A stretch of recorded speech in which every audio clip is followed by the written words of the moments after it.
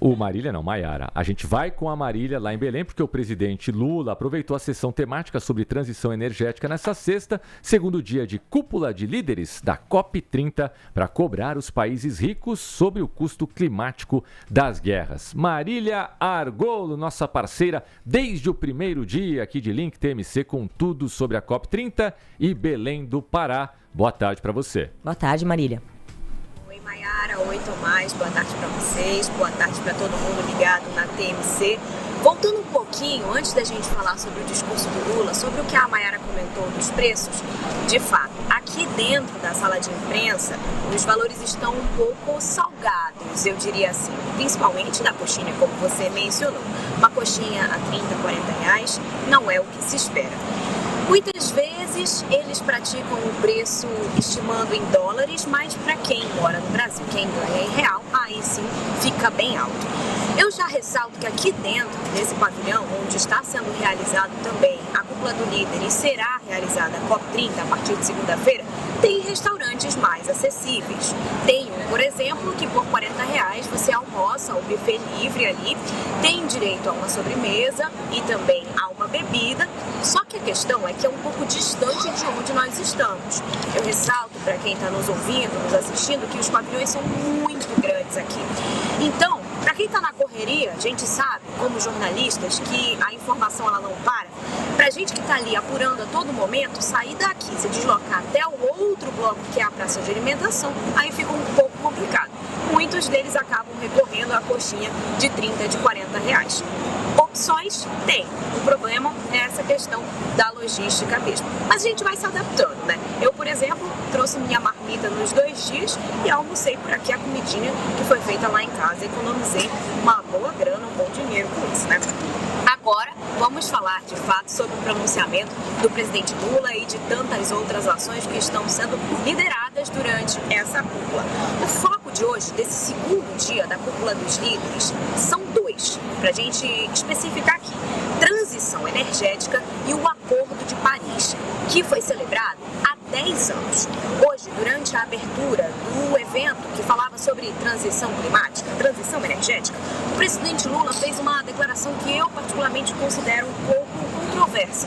Abre aspas: a Terra não comporta mais um modelo de desenvolvimento baseado no uso intensivo de combustíveis fósseis que vigorou nos últimos 200 anos.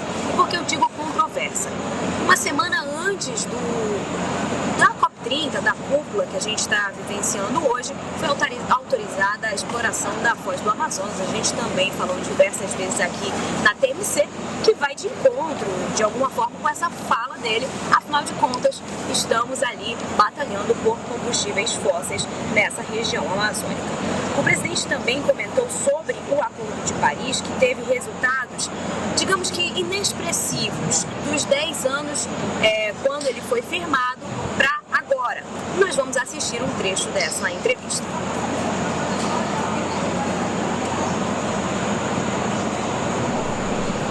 Ainda não temos essas imagens. Marília, daqui a pouquinho a gente tenta colocar para os nossos espectadores, telespectadores e também os ouvintes, né? Mas especialmente para quem está nos acompanhando no TMC.360 no YouTube. Já já a gente tenta resgatar essas imagens, minha cara Marília.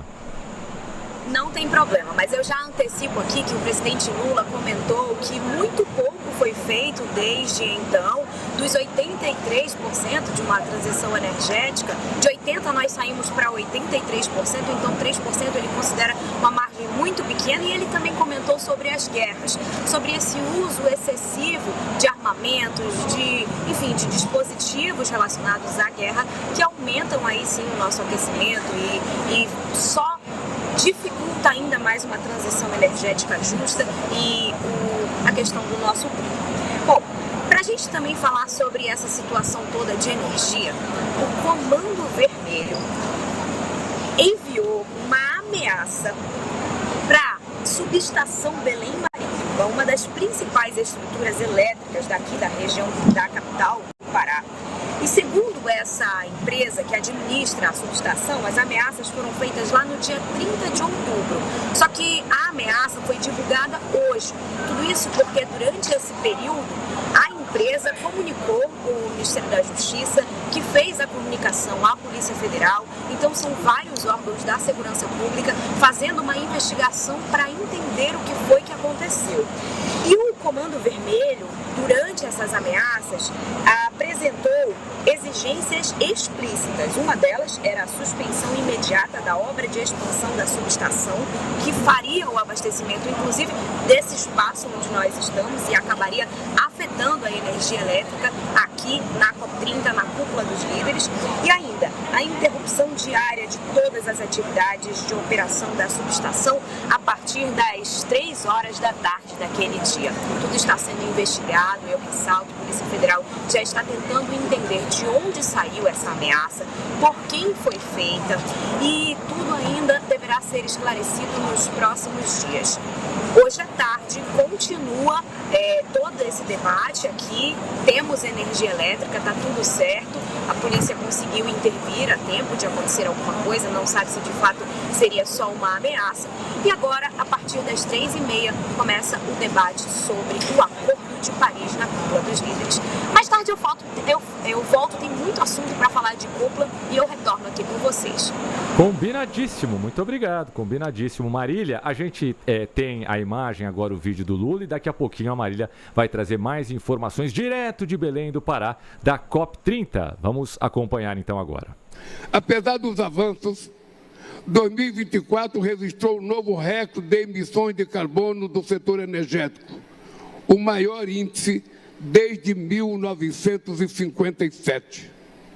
Os incentivos financeiros, muitas vezes, vão no sentido contrário ao da sustentabilidade.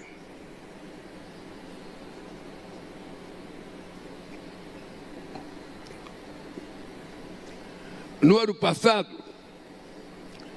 os 65 maiores bancos do mundo se comprometeram a conceder 869 bilhões de dólares para o setor de petróleo e gás.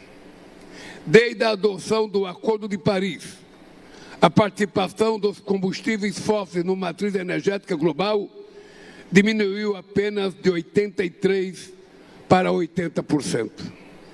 O conflito na Ucrânia reverteu anos de esforços para a redução da emissão de gás de efeito estufa e levou à reabertura de minas de carvão. Gastar com armas o dobro do que destinamos à ação climática é pavimentar o caminho para o apocalipse climático. Muito bem, ouvimos então o presidente Lula falando sobre a COP30, na COP30 falando aí sobre países ricos, né, que gastam mais dinheiro com guerras do que com a preocupação ambiental. Podemos fechar, Marília aparece aqui no cantinho da nossa tela para quem está no YouTube. Obrigado, viu, Marília? Pessoal, COP30 começa segunda-feira, hoje ainda é cúpula, só para a gente deixar bem claro para os nossos ouvintes, para os nossos telespectadores. Daqui a pouco eu retorno.